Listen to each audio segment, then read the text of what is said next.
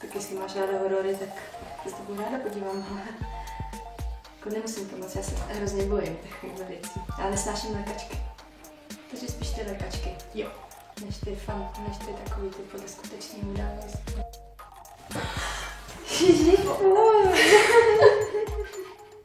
Už je to pryč? A pak, že já jsem lékavka. Takže já jsem lékavka.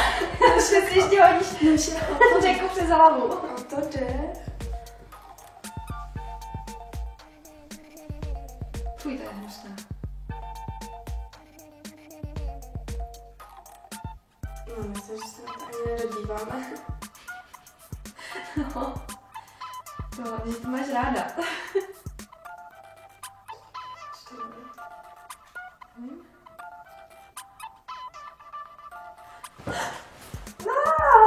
To nechci vidět.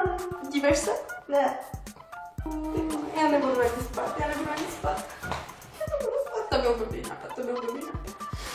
To byl tvůj nápad.